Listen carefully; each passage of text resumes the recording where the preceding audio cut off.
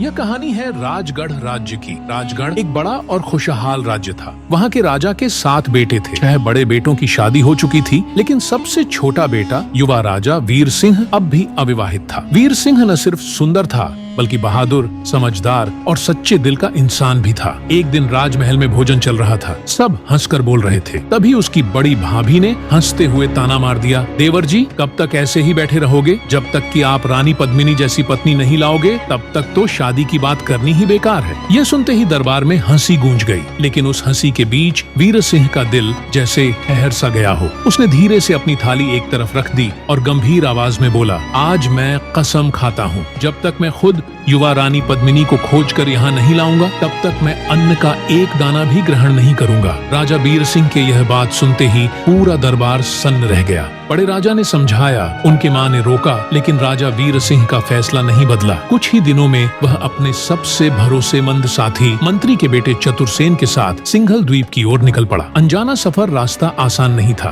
पहाड़, जंगल, सूने रास्ते सब पार करने पड़े। कई दिनों बाद वे एक अजीब से बगीचे में पहुंचे। वहाँ कदम रखते ही शरीर में थकान भरने लगी। रात होते ही वहाँ चांदनी फैल गई और अचानक पूरा इलाका चमक उठा। वह परीलोक था। वहाँ के परियों की रानी आई और उनके साथ उनकी सुंदर बेटी, परियों की राजकुमारी। उसने युवा राजा वीर सिंह को देखा। राजकुमारी पहली ही नजर में उसकी आंखों में साहस और सच्चाई देखी और उसने धीरे से कहा, राजकुमार, यहीं रह जाओ, मुझसे विवाह कर लो। वीर सिंह ने विनम्रता से सिर झुकाया और बोला, देवी, मैं एक प्रण लेकर महल से निकला हूँ। जब तक युवा रानी पद्मिनी को नहीं पाऊंगा, मेरा मन कहीं नहीं टिकेगा। इतना सुनते ही राजकुमारी मुस्कुराई। फिर उसने अपनी उंगली से एक जादुई अंगूठी उतारकर वीर सिंह को दे दी और बोली, यह अंगूठी तुम्हें हर काला जादू से बचाएगी। अंगूठी पहनकर साथी और राजा वहाँ से निकल पड़े। एक रात जोरदार बारिश हो रही थी। तभी चतुरसेन ने देखा कि एक विशाल काला नाग वीर सिंह की ओर बढ़ रहा है। उसने बिना सोचे तलवार उठाई और नाग को मार गिराया। फिर दिन में जब जंगल की रास्ता से आगे बढ़ रहे थे, तब उनका सामना एक खूंखार बाघ से हुआ। दोनों ने मिलकर उसका सामना किए और एक सुंदर नगर में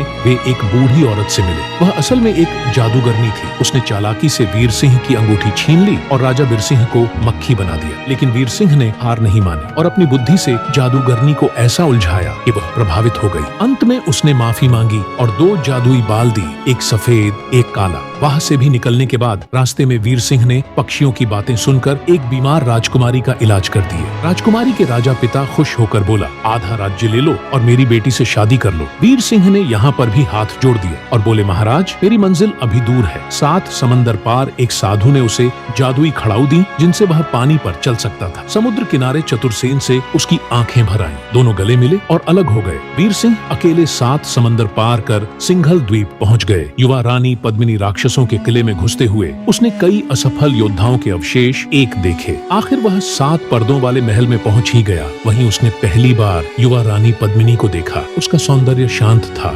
गरिमामय था। वीर सिंह पल भर के लिए सब भूल गया। उसने अपना सच बताया। रानी ने उसकी आंखों में सच्चाई देखी और शादी के लिए हाँ कर दी। इतने में ही राक्षसों को पता चल गया। वीर सिंह ने फौरन जादूगरनी की दी हुई काला जादुई बाल जलाया। चारों ओर युद्ध छिड़ गया। उसी अफरात फरी में वह युवा रानी को लेकर किले से बाहर निकल आया। घर वापसी में उसने हर किसी का सम्मान किया जिसने उसकी मदद की थी। आखिरकार वह युवा रानी पद्मिनी के साथ राजगढ़ पहुंचा। भाभी की आंखें झुक गईं। राजा ने गर्व से अपने बेटे को गले लगाया। वीर सिंह ने अपनी शादी के वचन पूरा होते ही अन्न को ग्रहण किए।